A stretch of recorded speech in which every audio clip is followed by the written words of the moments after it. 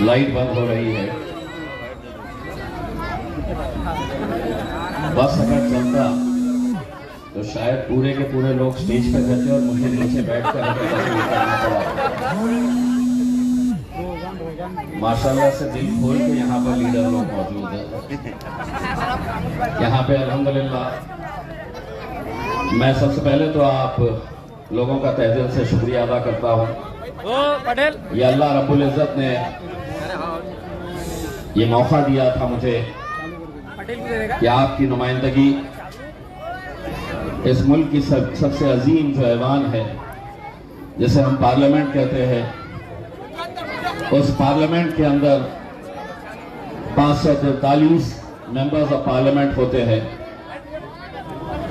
और अल्हम्दुलिल्लाह वहां पर जाने का, बैठने का शर्फ उन्हीं लोगों को हासिल होता है जिन्हें आवाम तय करती है, चुनकर भेजती है। अगर कल अंबानी हो या अडानी हो या हिंदुस्तान का कोई करोड़पति, अरबपति आदमी हो, अगर वो कहेगा कि मैं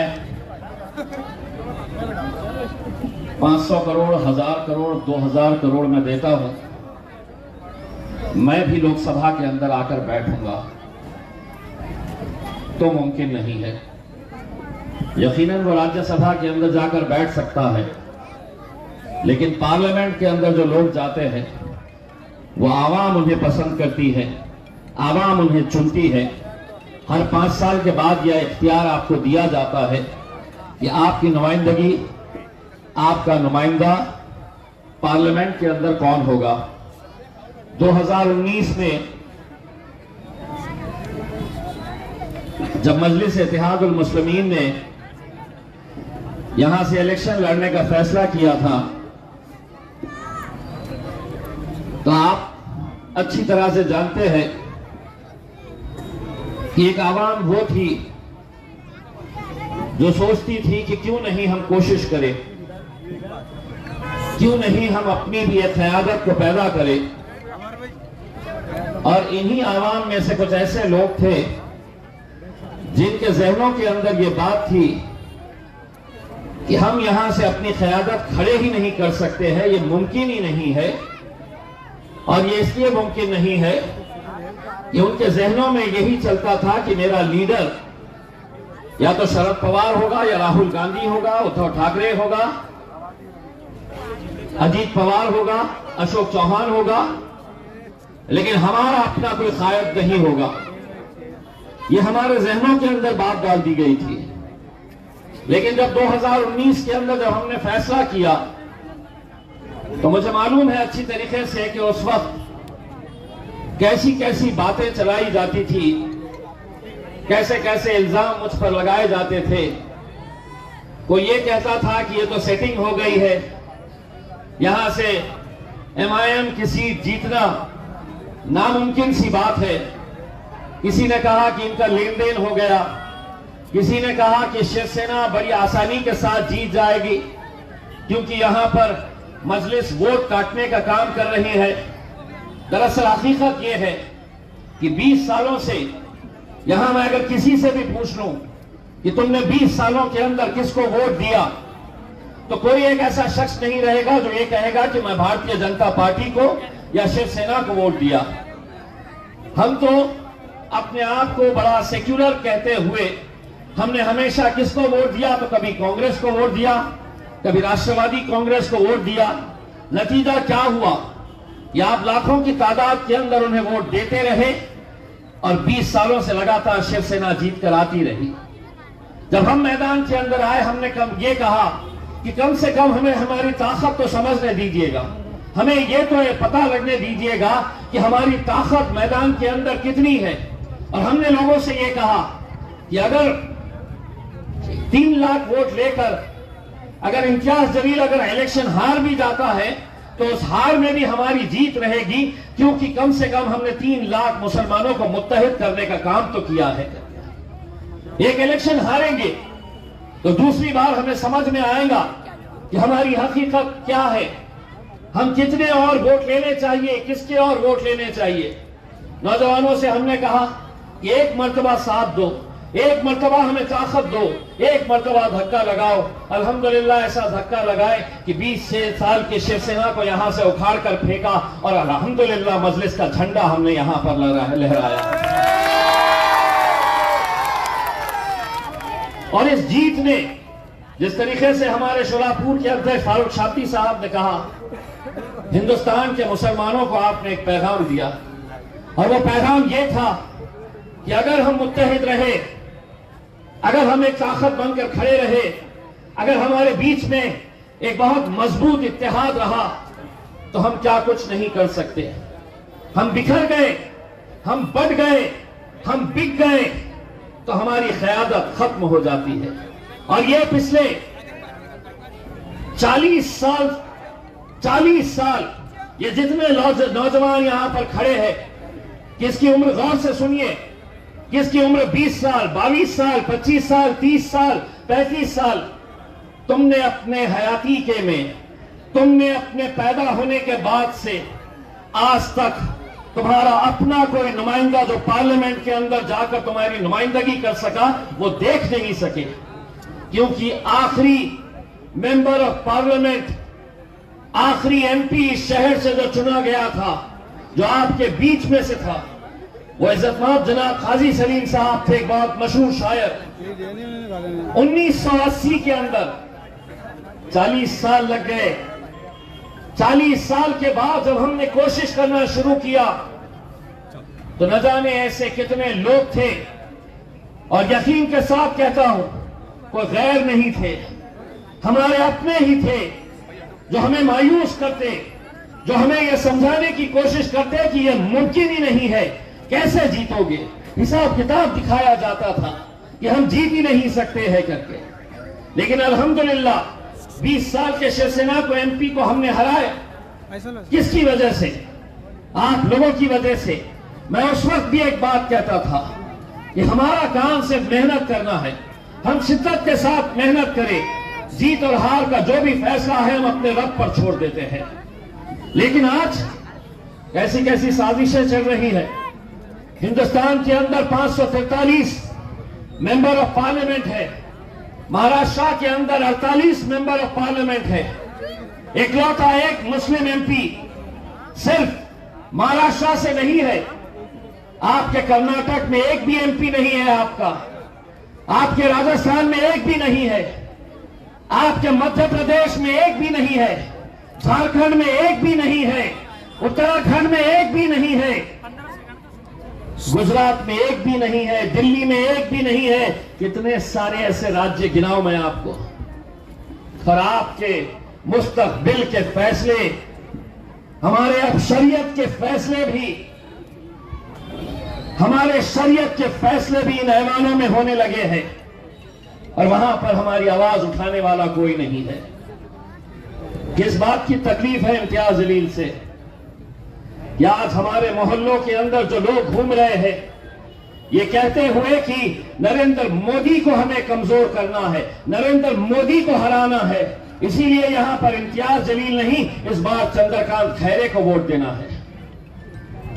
एक सीट, और वो भी आपको हजम नहीं हो रही है, और कोई गैर नहीं घूम रहे हैं, हमारे ही कौम के वो दल्ले घूम रहे हैं जिन्होंने 40 साल तक हमारी क़यादत को खत्म करने का काम किया है।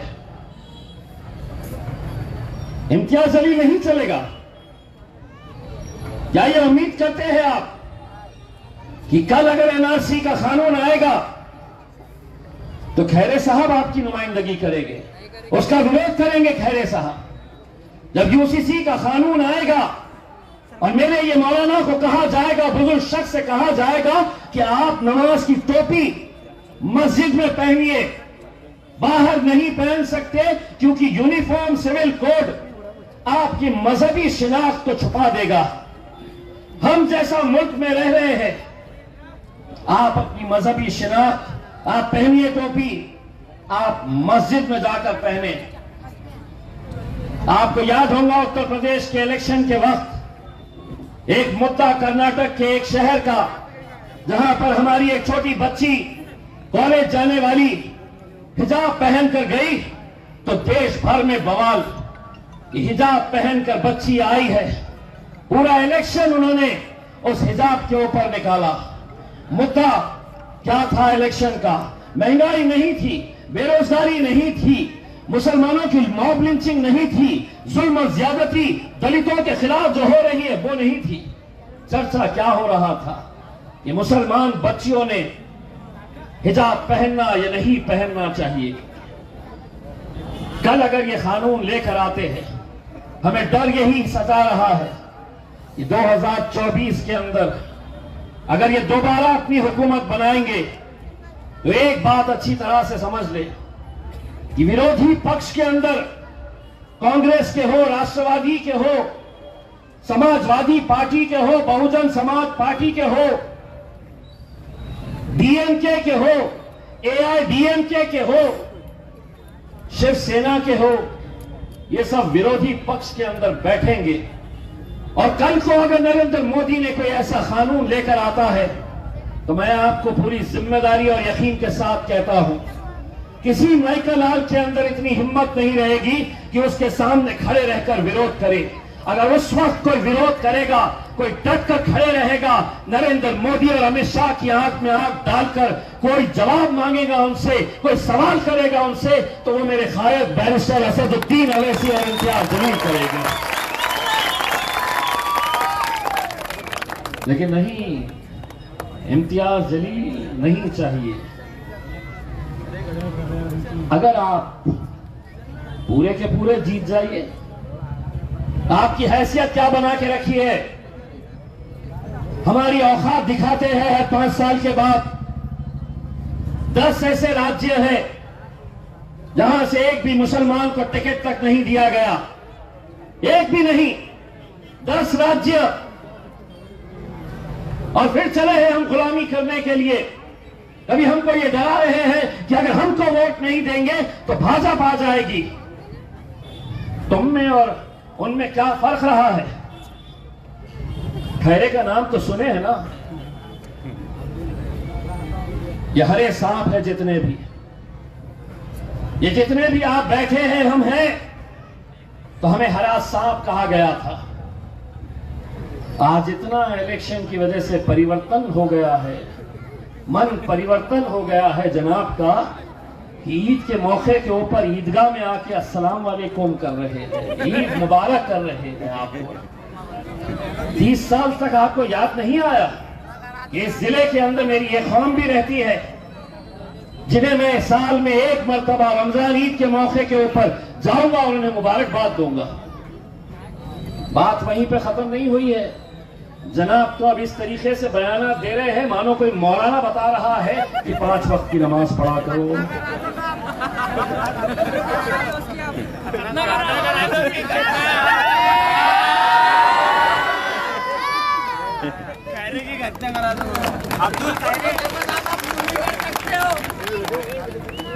चौदह जून के बाद बहुत सालों के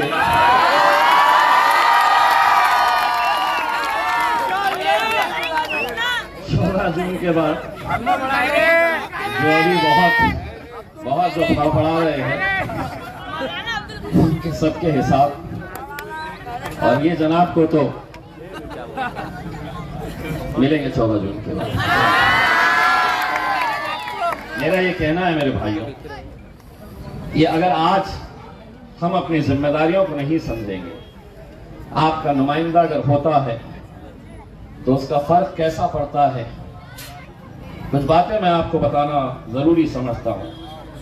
यहां पर मुझे मालूम है कि बहुत सारे लोग ये कहते हैं कि डेवलपमेंट प्लान आया है, बैजीपुरे के अंदर बहुत सारे गरीबों के घर तोड़े जाने वाले हैं, बुजुर्ग लोग परेशान हैं, हमारी माएं दुआ करती है कि ऐसा कुछ ना हो, हमारे घरों के ऊपर बुलडोजर ना चले।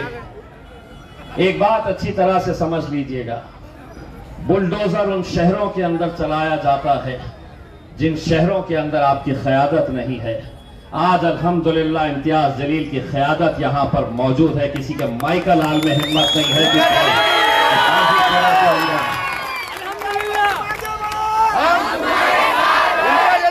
आगे बढ़ो।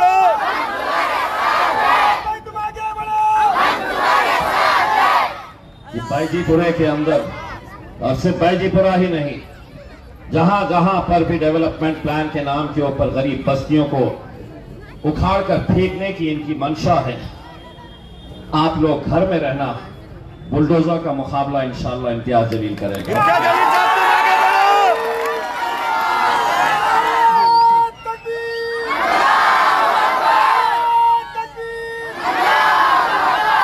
आपको याद होगा कि कुछ महीने पहले एक खबर आई थी कि एक एनिमी प्रॉपर्टी का एक मामला, एनिमी प्रॉपर्टी मतलब वो लोग जो पार्टीशन के वक्त यहाँ के जो मुसलमान हिंदू अलग अलग बच चुके थे, जो मुसलमान पाकिस्तान चले गए थे, उनकी प्रॉपर्टी एनिमी प्रॉपर्टी कही जाती थी। खबर आई कि कटकट गेट में कुछ इलाके ऐसे हैं जो एनिमी प्रॉपर्टी के अंदर आते हैं। उस वक्त ऐसे ही दहशत का, डर का, खौफ का माहौल था। मुझे एक दिन वहां के लोगों ने बुलाया, मस्जिद के अंदर बैठ के इसके ऊपर गुफ्तगू की गई। मैं दूसरे दिन कलेक्टर साहब के पास गया और कलेक्टर साहब के पास जाने के बाद ये बात किया कि साहब, अगर कोई 75 साल के बाद उठकर आएगा और ये कहेगा कि ये मेरी प्रॉपर्टी है, ये सरकार की प्रॉपर्टी है, तो पिछले 30, 40, 50, 60 साल से जो लोग वहां पर बैठे हैं, जो आपको टैक्स दे रहे हैं, जिन्हें आपने रोड दिया, लाइट दिया, रास्ते दिए, तो उन्होंने मुझसे कहा कि साहब ये हमारे हाथ में नहीं है, ये हमें दिल्ली से ऑर्डर आया है कि एनिमी प्रॉपर्टी को खाली किया जाए। मैंने कहा कि देखिए साहब, बहुत दिक्कत हो जाएगी, बड़ी घनी आबादी है, बहुत गरीब लोग रहते हैं, लेकिन वो सुनने के लिए तैयार नहीं थे, क्योंकि उन्हें फरमान आया था उनके आका भारतीय जनता पार्टी के सर्वे सर्वा का कि यहां पे खाली करवाना। जब बहुत समझाने के ऊपर बात नहीं बनी, तो मैंने उन अधिकारियों के बीच में यह कहकर उठा कि मुझे जितना बताना था मैंने बता चुका हूं, अब तुम्हारे में कितनी हिम्मत है, कब आने वाले हैं मुझे बताओ, मैं बताता हूं तुम्हें कैसा वहां पे क्या चलते हैं। अल्हम्दुलिल्लाह फाइल बंद हो चुकी है माशाल्लाह। इसलिए कह रहा हूं, ये कोई दूसरे शहरों में मुमकिन नहीं है। बंबई के मीरा रोड के ऊपर जब वो मामला हुआ, आप लोगों ने YouTube पर देखा, 40 साल से वहां पर गरीब लोग छोटी छोटी ऐसी दुकानें लगाकर मीरा रोड के ऊपर कारोबार कर रहे थे। लेकिन मीरा रोड की एक घटना हुई, दूसरे दिन उन्होंने बुलडोजर लेकर आए और पूरी की पूरी दुकानें मीरा रोड की, गरीब लोग, छोटे छोटे कारोबारी, छोटी छोटी दुकानें लगाकर अपना पेट भरने वाले,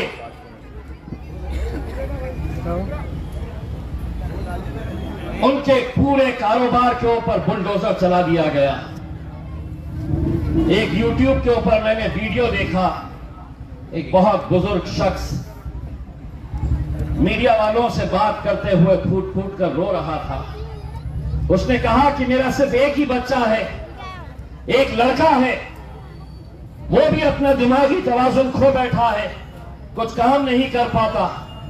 मैं उसके लिए छोटा गैरेज चलाकर उसका पेट भरता हूं और वो हज़रत फूट फूट कर रो पड़े। अगर वहां पर हमारी क़यादत होती तो पूरी ताकत हम झोंक देते। उस दिन रात में मैंने ये ऐलान किया कि इम्तियाज जलील औरंगाबाद से नहीं, मुंबई से लड़ना चाहता है, क्योंकि मैं दोबारा एक मीरा रोड मुंबई में देखना नहीं चाहता। बस इतना मेरा कहना था। पूरे मुंबई में हड़कम मच गया, ये काहे के लिए आ रहा हमारे सर पे बैठने के लिए। कांग्रेस के एक मंत्री ने फौरन प्रेस कॉन्फ्रेंस लेके कहा कि नहीं, एक सीट तो पार्टी ने मुसलमानों को देना चाहिए, और अगर वो मुसलमानों को एक सीट दे रहे तो मैं लड़ने के लिए तैयार हूं। असलम साहब मिनिस्टर, आरिफ नसीम खान साहब, कांग्रेस के दिग्गज नेता, कहा कि एक सीट तो मुसलमानों को देना चाहिए और मैं बांद्रा की सीट से लड़ने के लिए तैयार हूं। अमीन पटेल साहब कूद गए, कांग्रेस के दिग्गज एमएलए, बोले अगर वो दोनों नहीं लड़ रहे तो मैं लड़ने के लिए तैयार हूं, एक सीट आप दे दीजिएगा मुसलमानों को। कांग्रेस ने उन्हें अपनी जूती दिखाई, उन्हें जूती दिखाई और कहा कि हम एक सीट नहीं देंगे। तुम जाएंगे तो जाएंगे कहां? भाजपा में तो जाने वाले नहीं है। हम तुम्हें यहां पर अपनी जूती पर बिठाते हैं। नहीं दिए, नहीं दिए सीट। मैंने उस रात तय किया, हारो या जीतो, मैं वहां पर दो मुसलमान को खड़े करा, सिर्फ उनके अंदर ये दहशत डालूंगा कि अगर तुमने जो खेल इतने सालों से खेलते आ रहे, रबर स्टैंप हो गए हो तुम, कोई ये मत समझिएगा कि तुम बहुत बड़े ताकतवर, हम बहुत बड़ी, हमारी कौम बहुत बड़ी ताकत है, एक सीट के लायक नहीं है। काम क्या है तुम्हारा? हर 5 साल को जाना, वोट मारना, एमपी वो बनेंगे, एमएलए वो बनेंगे, हमारा काम क्या? तो हम वोट डालते रहो, डालते रहो। एक दौर था जब इस मुल्क के अंदर 48-50 एमपीस मुसलमानों के चुन के आते। आपकी आबादी बढ़ रही है, लेकिन हर 5 साल के बाद आपकी नुमाइंदगी घटती जा रही है, और इसे कम होने में, कम करने में कोई गैरों का हाथ नहीं है। जो खेल, जो साजिश, जो षड्यंत्र आज मेरे शहर में खेला जा रहा है, अब मुझे एहसास होता है कि इस मुल्क से हमारी क़यादत क्यों और कैसे कम हुई है। एक कैंडिडेट सुना बहुत पैसा लेकर आ रहा है, लाएगा, शराब में बहुत पैसा है, दारू बेचोगे तो बहुत पैसा मिलता है। इज्जत माब जनाब झुमरे साहब सुना, गरीब बस्तियों में कुछ मुसलमान लीडरों को पकड़े हैं, उन्हें टारगेट दिया गया है। चौकन्ना रहिए मेरे भाइयों, उन्हें टारगेट दिया गया है कि गरीब बस्तियों में जाइए, लोगों से वोटर आई कार्ड लीजिए, उनके उंगली के ऊपर निशान मारिए, वो कार्ड उनके पास इलेक्शन के दूसरे दिन तक उनके कब्जे में रहेगा। देने वाले को 1000 रुपये, 500 रुपये, ज्यादा से ज्यादा 1500, 2000। मैं इतना यकीन के साथ कहता हूं झुमरे साहब, इतने पैसे में तो एक अच्छी ब्रीड का तुम कुत्ता भी नहीं खरीद सकते हैं। ये तो शेर के बच्चे हैं, इनकी कीमत कहां से लगाओगे? लेकिन दिक्कत इस बात की है, वो कौन लोग हैं जो इस तरह की दलाली करने के अंदर रखे हुए हैं। किसी गैर की हिम्मत नहीं है कि हमारे इलाके में, हमारी बस्तियों में आकर ये कौम का सौदा करे। हमारे ही अपने लोग हैं, उनसे चौकन्ना रहिए। बहुत सारी गरीब बस्तियों में ऐसे टारगेट दिए गए हैं। मेरे भाइयों, ये बात अच्छी तरह से समझ ले, 44 साल हो गए हैं काजी सलीम साहब को यहां का नुमाइंदा हुए। इम्तियाज जलील अगर जीता तो ये जीत इम्तियाज जलील की नहीं रहेगी मेरे भाइयों, ये आप लोगों की जीत रहेगी, इस इत्तेहाद की जीत रहेगी, उन मुसलमानों की जीत रहेगी जो आज हिंदुस्तान के न जाने कितने शहरों के लिए हमारे लिए दुआएं मांग रहे हैं। और खुदा ना करे हम चंद वोटों से अगर हारे, एक एक वोट की कीमत क्या होती है आपको अगर मैं बताऊं कि पूना का एक इलेक्शन हुआ था, उसमें 2 उम्मीदवार थे, दोनों को एक जैसे वोट मिले थे, एक जैसे वोट। शिवसेना के उम्मीदवार को और दूसरा एक इंडिपेंडेंट था फेरोज नाम का मरहूम, दोनों को एक जैसे वोट मिले थे। मैं उस वक्त पूना में पत्रकार था। जब काउंटिंग हुई तो इनके लाखों सपोर्टर्स यहां पे, उनके लाखों सपोर्टर्स यहां पे, अनाउंसमेंट हुआ कि दोनों को एक जैसे वोट मिले। रिकाउंटिंग की गई, दोनों की मांग थी कि रिकाउंटिंग का नतीजा भी जब आया तो एक जैसे वोट, एक वोट पोस्टल के जरिए आया था, पोस्ट के जरिए एक वोट आया था। यानी कि जो पुलिस वाले ड्यूटी पे रहते हैं, जो गवर्नमेंट अधिकारी कर्मचारी इलेक्शन में ड्यूटी के ऊपर रहते हैं, उन्हें यह पोस्टल वोट देने का इख्तियार, एक वोट आया था।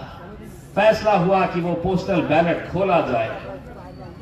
लाखों की भीड़ इधर, लाखों की भीड़ इधर, लेकिन सन्नाटा छाया हुआ था। जब वो पोस्टल बैलेट खोला गया, एक वोट तो वो शिवसेना के हक में गया, शिवसेना जीती। लेकिन हम अपनी मंडी के फार्म हाउस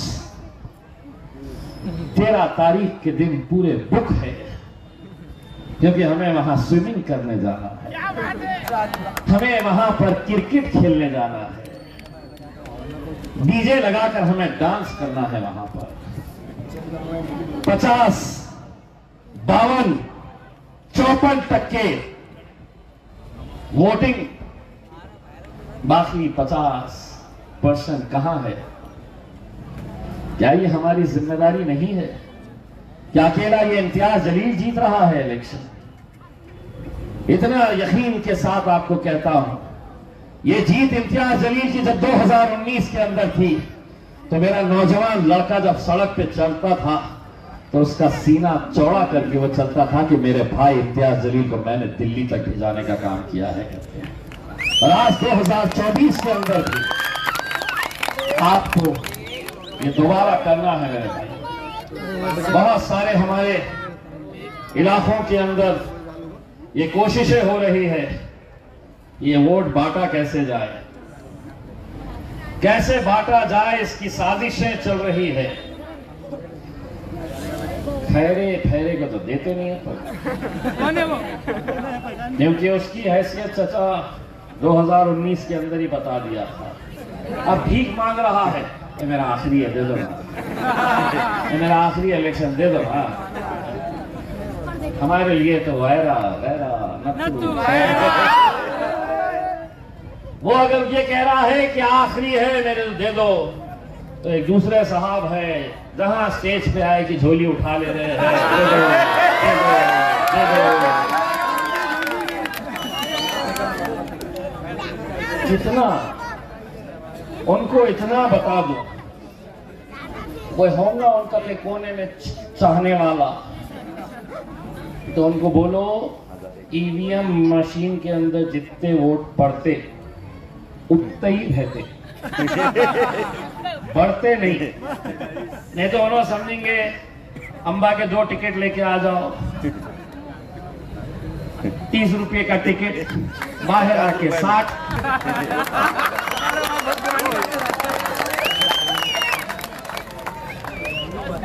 याद है हमने खुद में लिए हैं, फिल्म देखने गए थे तो बाहर खड़े थे जनाब, 20 का 30, 20 का 30, 20 का 30।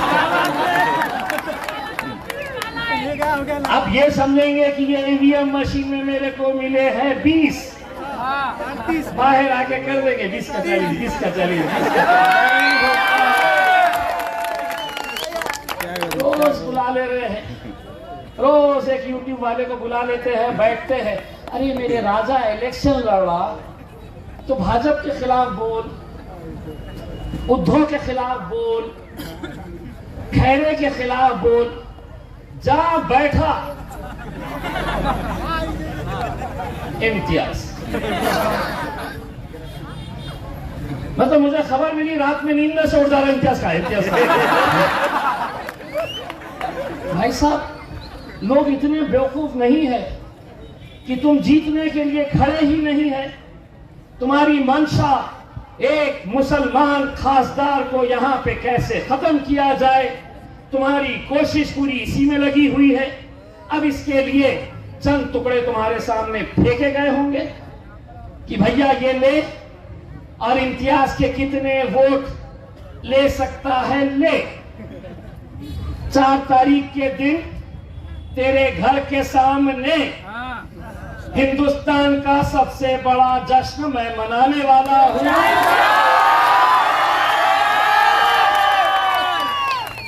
उस दिन तू ठुमके लगाने आना, पैसा मैं फेंकूंगा।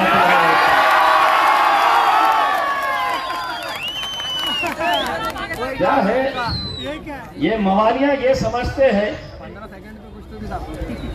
कि हम कुछ भी बोलेंगे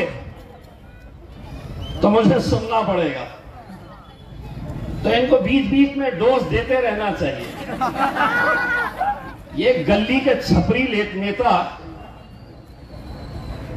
ये समझ लेते हैं कि भाई हाथ में मोटा सा बड़ा,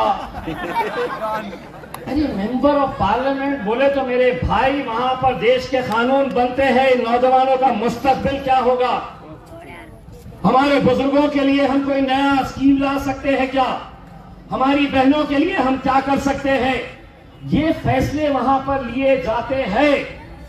तुमको गलतफहमी ये हो गई शायद कि अंदर इतने सारे लोग बैठे हुए हैं, अपन पत्ते की गड्डियां लेकर जाओ और वहां पर पत्ते खेलते बैठो। सेशन खत्म हो गया तो चलो क्लब शुरू कर दे। नहीं होता भाई, नहीं होता है। कुछ तो ये करिए। और अब तो मैं खुला कह रहा हूं आपको, कानून बनते हैं, वहां पर एक्ट बनाए जाते हैं, एक्ट बनाए जाते हैं। अब मैं अगर बोलूंगा एक्ट का मतलब अंग्रेजी में होता है कानून, अब मैं एक्ट बनाए जाते हैं अगर बोलूंगा तो उन्होंने बोलेंगे मेरे को इतनी अच्छी एक्टिंग आती ना, वो एक्टिंग नहीं चलती वहां पे भाई साहब। बस आपसे सिर्फ इतना कहना चाहता हूं कि उनको एक मर्तबा यहां पर स्टेज पे बुलाइए, किसी छोटे से बच्चे का स्लेट और चौक मंगाइए और उनको बोलो अंग्रेजी में लिखो मेंबर ऑफ पार्लियामेंट, अंग्रेजी में लिख दिया, मैं खुद हट जाऊंगा पीछे। कैसे मजाक बना दिए हैं आपने, और आप आपके चंद रुपयों की खातिर इनका सौदा करेंगे, आप इनका सौदा करेंगे। आप तो हारेंगे, लेकिन आपका कोई नेता यहां पर, खुदा न करे कल के दिन अगर इम्तियाज जलील यहां से हट गया, कोई आपके लिए लड़ने वाला, बोलने वाला, बुलडोजर को रोकने वाला नहीं रहेगा मेरे भाई, नहीं रहेगा। आज अल्हम्दुलिल्लाह ये सारी साजिशें इसलिए भी हो रही है कि भाजपा ने यह तय किया है कि ये दो लोग हमारी नाक में, अपनी गाड़ी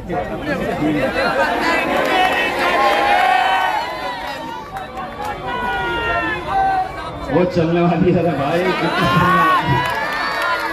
भाई जी पूरा संजय नगर में तो खूब दबा के चलने वाली है। तो मेरा ये कहना है कि भाजपा ने ये तय किया है कि मजलिस के ये उम्मीदवार ने आना नहीं चाहिए, इसलिए कि बैरिस्टर असदुद्दीन अवैसी साहब जब अकेले लड़ते हैं तो अकेले थे, लेकिन इस बार इंशाअल्लाह जब मैं जाऊंगा तो उन्होंने देखा है 5 साल के अंदर क्या हुआ है, 5 साल के अंदर उन्होंने देखा है और उनको ये बात समझ में आ गई है कि वो शेरवानी तो बहुत बोलती है, ये पट्टा औरंगाबाद से आया, ये भी साला हमारी उधेड़ के रखता है। आज के इस दौर में नौजवानों बहुत हिम्मत लगती है, बहुत हिम्मत लगती है कि जिस दौर में हम खड़े हैं वहां पर कैसे कैसे एजेंसीज आपके पीछे लगाई जाती है। मुझे भी लोग कहते हैं कि इम्तियाज भाई आपको डर नहीं लगता है हुकूमत के खिलाफ, मोदी के खिलाफ इतना बोलते हुए? मैं कहता हूं नहीं, मुझे लगता है डर, मुझे लगता है डर, लेकिन ऐसी हुकूमतों से डरता नहीं और ना इंशाल्लाह कभी डरूंगा। मुझे डर लगता है तो मेरे रब से डर लगता है, मेरे अल्लाह से मुझे डर लगता है। मेरे भाइयों, 13 तारीख के दिन आप लोग घरों से निकलिए। जहां 13 तारीख के दिन आप एक दिन हमारा साथ दीजिए। और नौजवानों, 4 जून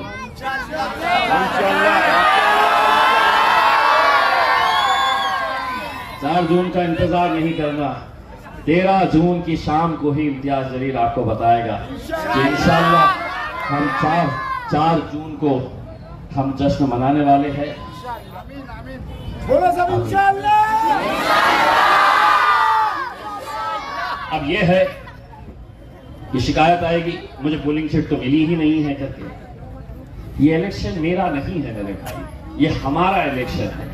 अब आपकी जिम्मेदारी है, आप यहां पर इतने सारे हमारे लोग मौजूद हैं, जफर बिल्डर साहब है, इमरान है, सलीम बोरगांवकर साहब है, हमारे अमर बिन हैदरा है, इरशाद है, हमारा अशफाक है, ये सभी लोग एक साथ, राजू पठान है, ये सभी लोग एक साथ मिलकर आए, एक एक घर में जाए और ये ख्याल रखे कि सिर्फ पोलिंग चिट से काम नहीं होगा, आपको उस दिन बाहर निकल कर आना होगा, वोट डालना होगा, अपने घर की मस्तूरात हमारी माओ और बहनों को बाहर निकाल कर एक एक वोट डालना होगा, वरना वो वक्त ना आए कि एक वोट की वजह से कोई नीचे कोई ऊपर हो जाता है।